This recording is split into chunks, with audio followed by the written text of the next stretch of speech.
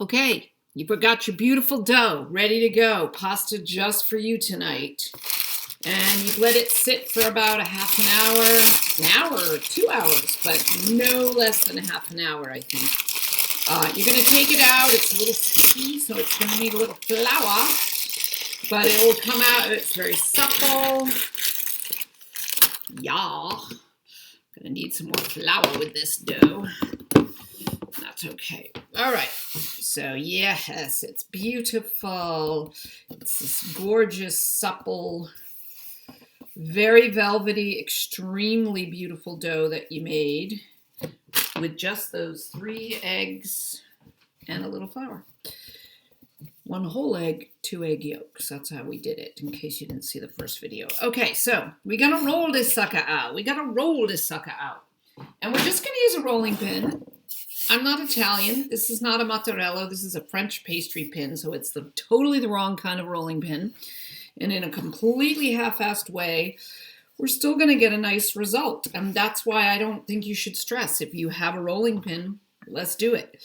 You want to stretch out the dough. Oop, I have a little glip in mine. Get that out of there. So, yeah, it's very forgiving. If this is your first time rolling out pasta, no sweat. And remember, it's just you tonight, so if you screw it up, you can go get some Kraft macaroni and cheese. So when you're rolling, you're pushing it down and away from you and then letting it roll back without any pressure. Push it down and let it roll back. And I keep turning it. I want to get a circle. And you want to get a circle to sort of, get it evenly rolled out so that you get an even thickness. This isn't going to be, professional perfect. It's just going to be fantastic. Just fantastic. Just for you, all alone. If you screw up, no one cares. So your dough, since you let it rest for at least a half an hour, should be looking very much like this. It should be very supple and easy to work with. I keep my board floured every couple of minutes. You may need to flour the board if it starts to stick. And I'm trying to push out from the middle and really get that going. I'm not really concerned with the edges yet. I keep turning it. I'm trying to make it a perfect circle, but you know what? If it's not a perfect circle, who cares? Ain't nobody there but you. You can lie to everybody and say that it was a perfect circle. So yeah, I'm getting it very nice. It's really behaving nicely. It's very velvety. I'm going to add a little more flour because I feel like it is going to stick. And as you get it thinner, it's going to be stickier. So I'm just pushing out again. I'm starting my rolling pin in the middle and pushing out and turn it. Push out and turn. And when it comes back, remember, I let it roll back of its own. You don't want to unroll what you just rolled. Press it out, let it roll back. Press it out, let it roll back. And turn it. And it is turning into a beautiful dough. And every once in a while, I'm smoothing it. I'm touching this sucker. I'm loving this. This is better than sex. It's almost as good as a Jimmy Stewart movie, but not quite. So we are rolling it out. It's getting to be very velvety. I'm letting mine hang over the edge a little bit, which is really just good. You're stretching it. And I want to push it until I can sort of see the wood cutting board beneath through the dough. I can sort of see it now, but it's not ready yet. Oh, I have a little tear. Not to worry. Boop, boop, boop. So I'm just rolling it out. Very half-assed. Hopefully yours will look, just like this. And I'm getting it, trying to be even. That's why I keep rotating it. I don't want one half to be thicker than the other. I'm trying to kind of push out from the middle and go to the edge. I'm being very careful not to rip it. But if you do rip it, which you will, don't worry about it. Just kind of smush it together, press it down. Double check that it's not sticking to the board. If it is, again, you might need a little bit of more flour, just a little bit at a time. And it is looking delicious. So I smooth it out every once in a while. Now I'm kind of rolling out the edges. I wish I had a bigger cutting board. Okay, can do this obviously not on a cutting board, but you're going to want to cut the pasta, the noodles, in a minute, so it's good if it's on a cutting board. And you know, if I was a professional like chef or pastaya, or if I was just an old Italian grandmother, I'd probably get it really, really thin, and I'd be whipping it around on my mozzarella. And but you know what? Like I said, I'm Lithuanian, and I don't need that. It just, look at how pretty it is. It's freaking pretty, is what it is. I mean, I want a dress that's made out of this. So, yeah, I'm just rolling it out, and I'm sort of getting those edges out. Oops, I made a little rip. No one cares. Boop, boop, boop. Patch that up.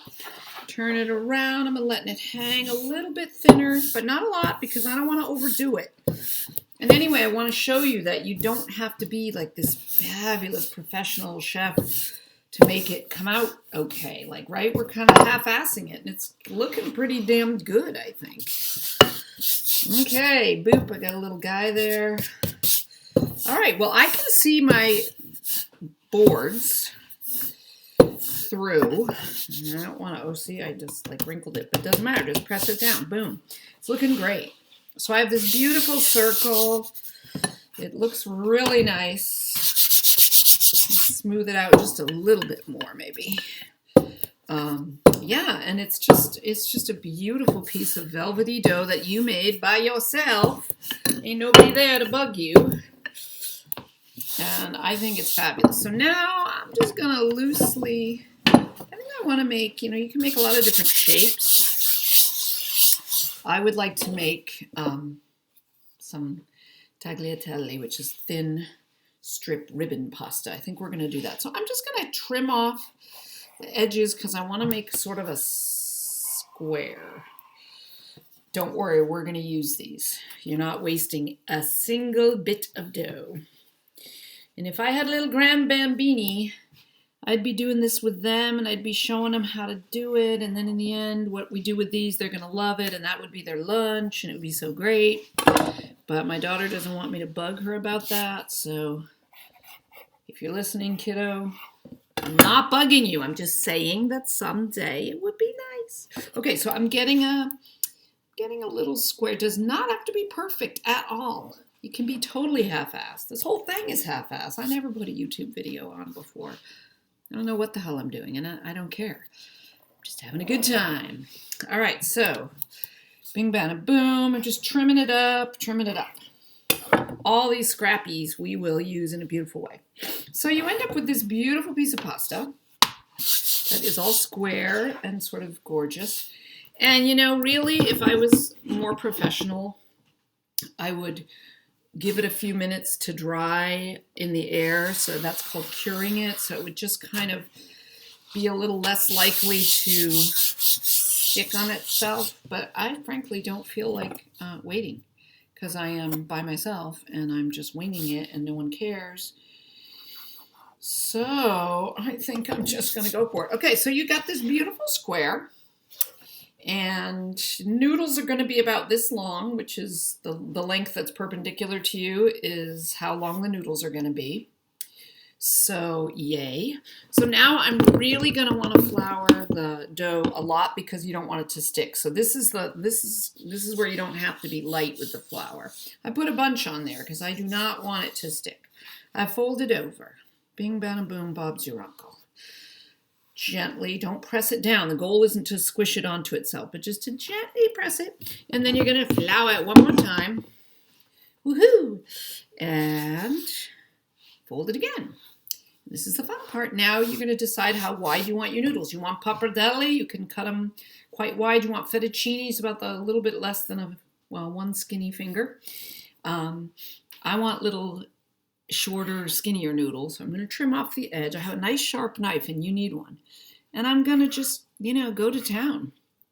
I'm having fun. So I'm going to cut them up. If I were a professional chef, I'd have really fancy, like, kamikaze knife skills. But I don't. I'm a home, just winging it. I'm a retired teacher. I mean, what? I'm just sitting here doing nothing. It's COVID. And I thought, I'm going to make Pasta with a rolling pin. I see people do it. I know I can do it. So yeah, and it's looking beautiful. And I just like a thin noodle, not too thin, because then, you know, you're in trouble. But I'm going to cut these, and because I floured it so heavily, it should not stick. But we will see, we are having the pasta cut. So it is looking so gorgeous. And I'm just, you know, I really have zero knife skills. Yeah, I'm just going to try to be a little faster and more impressive on this video, but, you know, being impressive is overrated. So here we go. Boom, I'm almost done, and you're cutting yours up, and you can get them really as much as you want. Typically, you cut off the very end because this is the imperfect part, but you don't have to. You could eat it. So look at this. Look at this. This is like, oh. Okay, and look, and I'm going to gently toss it, separating it. Beautiful, beautiful noodles. They are gorgeous. And that is, if you think about it, the perfect plate of pasta for one. And it's all yours. Now, what you do with it to eat it, you know, do what you want. I know what I would do. I like to fry up some peppers and a little olive oil and a little wine, a little butter, and then just get them really, really soft, and then, you know, put them on top of these fresh noodles. These are, if you're going to cook them and eat them right now, they will take like a second to cook. So you always want to make sure you get your sauce ready first, and then this will come later. But there's like 30 million better recipes than I can come up with on YouTube. Go find yourself one. But the point is, these are like restaurant quality, gorgeous noodles. That's just for you. Now let's get back to the scraps, and then you'll be out of here. See how that hardly took any time at all. Woohoo! So I got all these scraps, and I'm thinking they're weird shapes. What am I going to do with them? So what I like to do is I line them all up, and then I'm going to take a little pastry wheel, but you could do it with a regular knife, but I like this because it makes it look better than it is. Like no one knows that actually these are just stupid leftovers from a square. So I'm just cutting them. I mean, you can do a lot of different things with your pasta scraps, but this I think is super fast. I mean, I'm all about like make it half-assed. So I just like did it. Now I'm gonna da-da-da. I'm just cutting them up. I'm just going to town. And because it's a serrated tip, I think they look really pretty. Boom, ba, boom, ba. And if I had the grandbabies, this is what they would eat for lunch. No pressure. So look at that. Oops, one extra thing. Boom, boom. And they're just pretty. And they're little scraps. And they look gorgeous on a plate. And they need to dry out. Now this pasta that you made, if you don't want to eat it tonight, it can dry out. Put it on a sheet with parchment paper. Do not just leave it on a cookie sheet, or it will definitely stick to the cookie sheet. Done that. So yeah, there you go. So, you know, and you can let it dry by air for a long time, like 4 or 5 days, just out in the fresh air of your apartment before you put it in a bag. Don't put it in a Tupperware. The goal is to let air circulate. This will dry nicely is my point. It'll be like egg noodles. So voila, there you go. Looking good. Bon appetit.